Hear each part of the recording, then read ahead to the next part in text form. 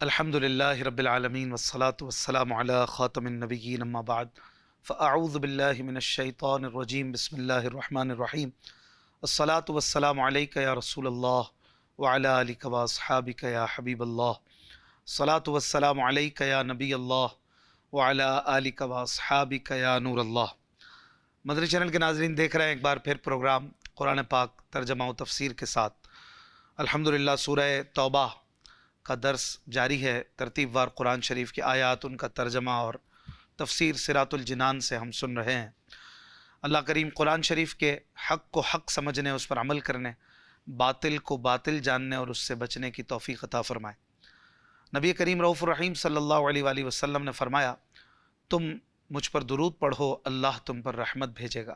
صلو علی الحبیب صلی اللہ علی محمد صلی اللہ علیہ وآلہ وسلم۔ سورہ توبہ آیت نمبر 61 سے آج ہم اپنے درس کا آغاز کریں گے۔ اعوذ باللہ من الشیطان الرجیم بسم اللہ الرحمن الرحیم۔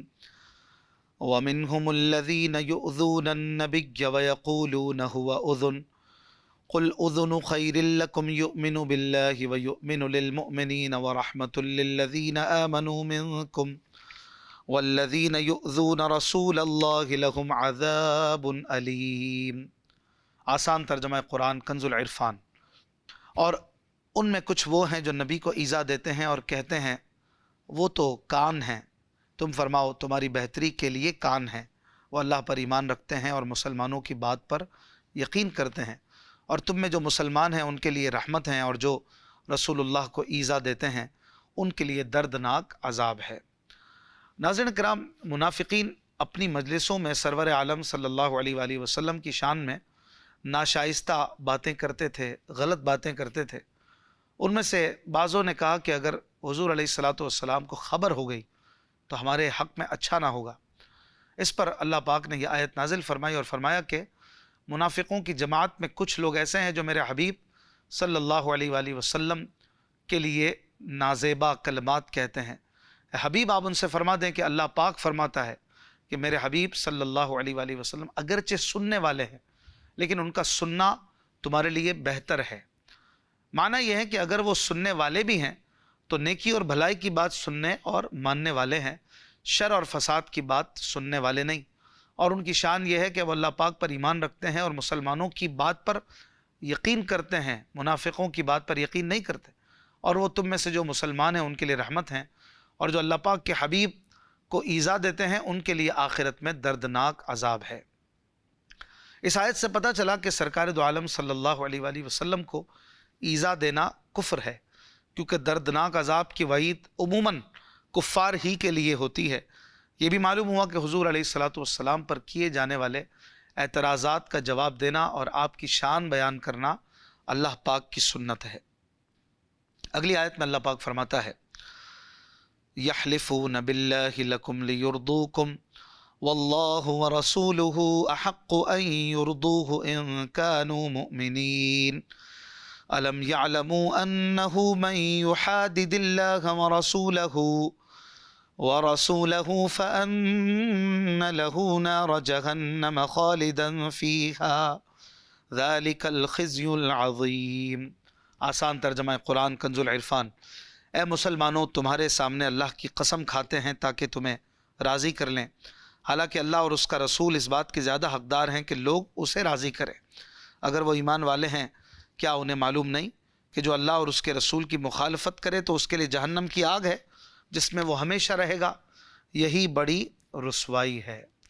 ناظرین کرام، منافقین اپنی مجلسوں میں، اپنی بیٹھکوں میں سید عالم صلی اللہ علیہ وآلہ وسلم پر اعتراضات کیا کرتے تھے اور مسلمانوں کے پاس آ کر اس سے مکر جاتے تھے اور قسمیں کھا کھا کر اپنی بریت ثابت کرتے تھے۔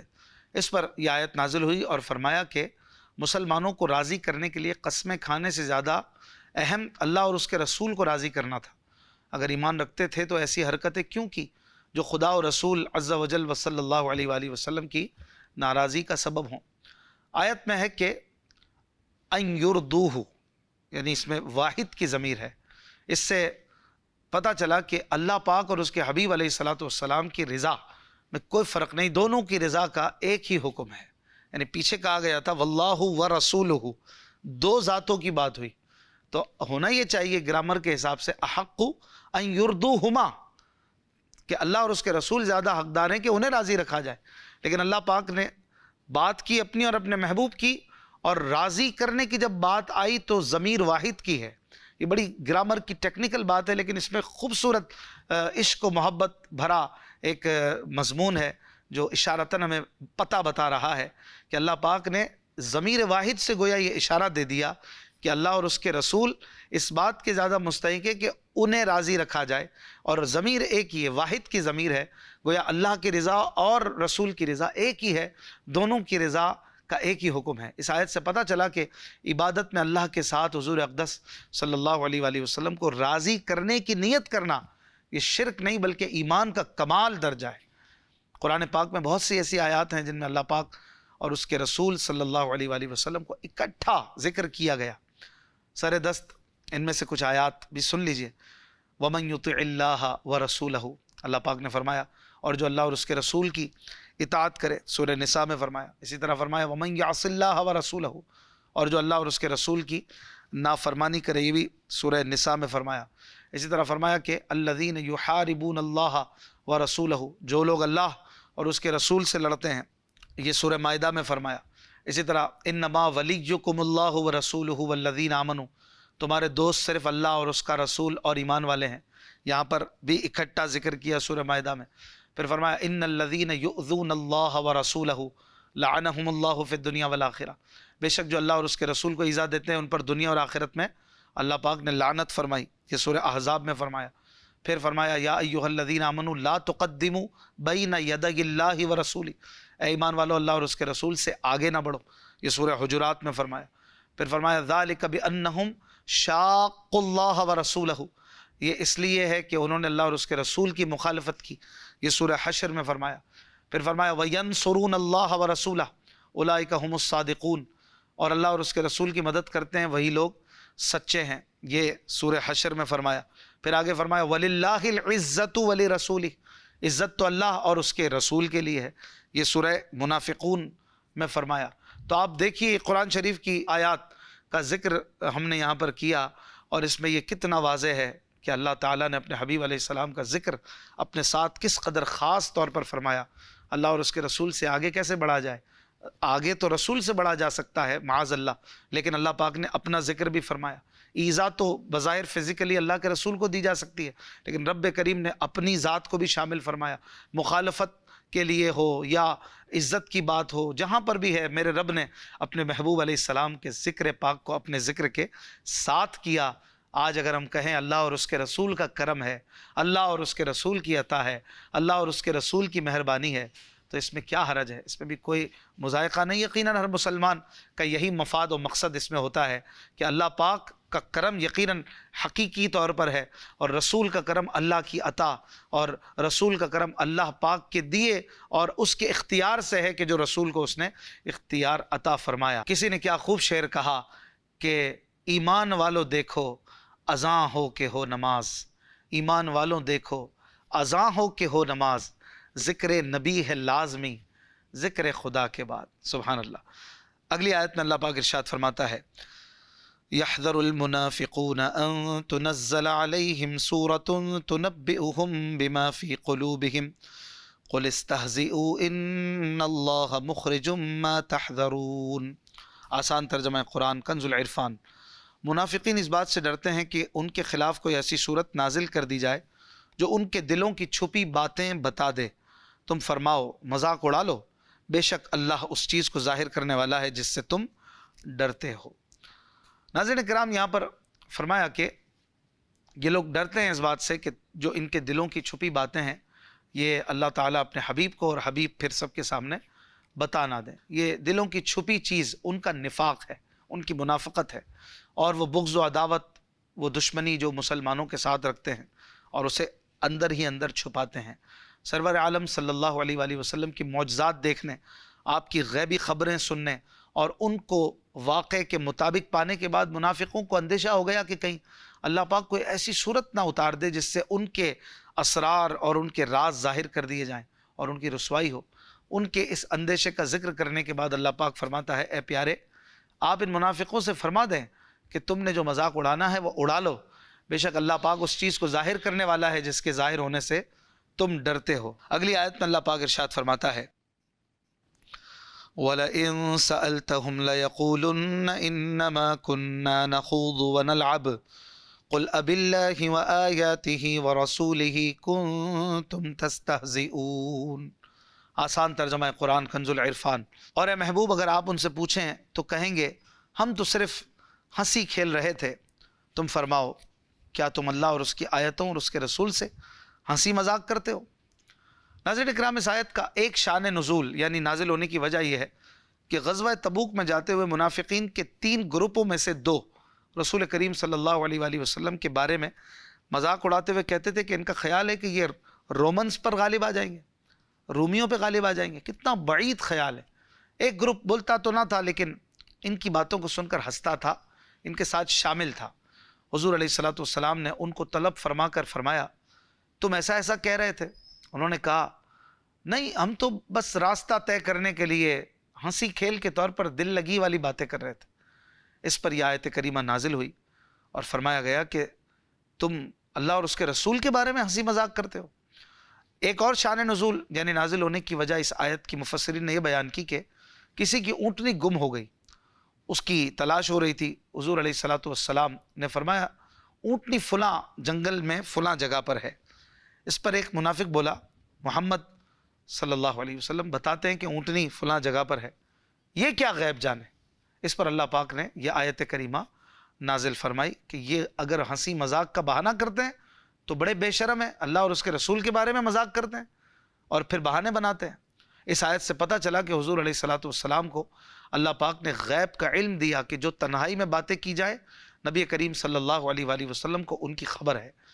اسی طرح کفر کی باتیں سن کر رضامندی کے طور پر خاموش رہنا یا ہنسنا بھی کفر ہے، کیونکہ رضا بالکفر یہ کفر ہے، استغفر اللہ۔ اسی طرح حضور علیہ الصلوۃ والسلام کی توہین یہ اللہ پاک کی توہین ہے، کیونکہ ان منافقوں نے حضور علیہ الصلوۃ والسلام کی توہین کی تھی، مگر اللہ پاک نے فرمایا کہ قل اباللہ وآیاتہ ورسولہ، اے محبوب آپ فرما دیجئے کہ کیا اللہ اور اس کی آیتوں اور اس کے رسول کے بارے میں مذاق اڑاتے؟ حضور علیہ السلام کا مذاق اڑانا اللہ پاک اور اس کی تمام آیتوں کا مذاق اڑانے کے مترادف ہے، لہٰذا تاجدار رسالت صلی اللہ علیہ وآلہ وسلم کی تعظیم اللہ پاک کی تعظیم ہے۔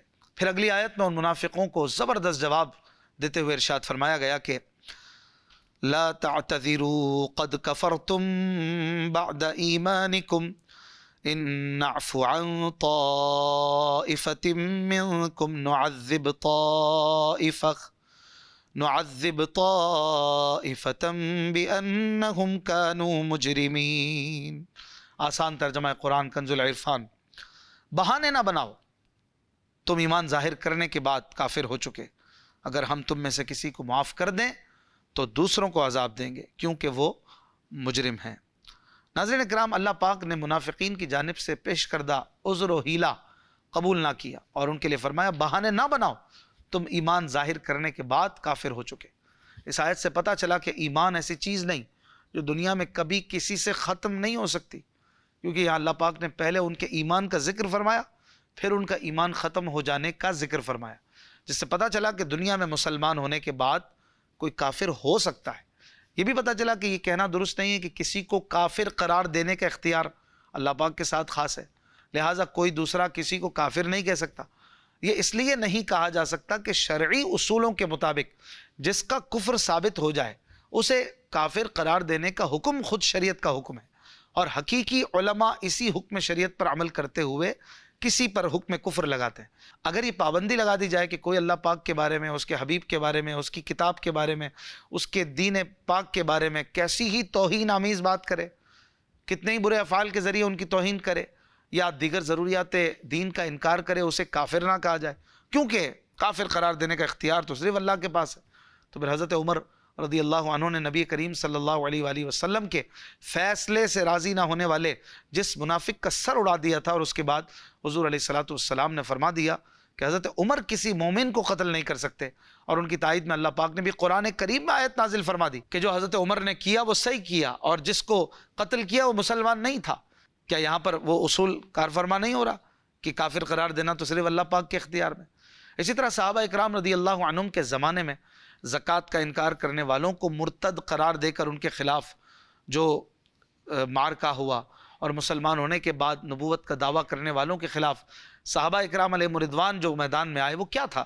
کیا صحابہ اکرام رضی اللہ عنہم کو معلوم نہیں تھا کہ انہیں کافر قرار دینے کا اختیار نہیں ہے، صرف اللہ پاک کے پاس ہے، اور وہ انہیں کافر قرار دے کر ان کے خلاف میدان میں نہیں نکل سکتے؟ افسوس، فی زمانہ مسلمان ہونے کا دعویٰ کرنے کے باوجود دین سے بیزار طبقے کی ایسی مت ماری جا چکی ہے کہ وہ ایسا نظریہ پیش کر رہے ہیں جسے اگر درست مان لیا جائے تو پھر قرآن مجید اور احادیث مبارکہ میں مرتد ہونے والوں کے بارے میں جو احکام بیان کیے گئے اور ان کی جو تفصیلات فقہائے کرام زمانے سے اپنی کتابوں میں لکھتے چلے آ رہے ہیں، یہ سب کل عدم ہو کر رہ جائے۔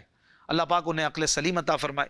ہاں، یہاں اس بات کا خیال رکھنا بہت ضروری ہے کہ کسی فرد معین کو کافر قرار دینا بہت ہی اہم اور سنگین معاملہ ہے۔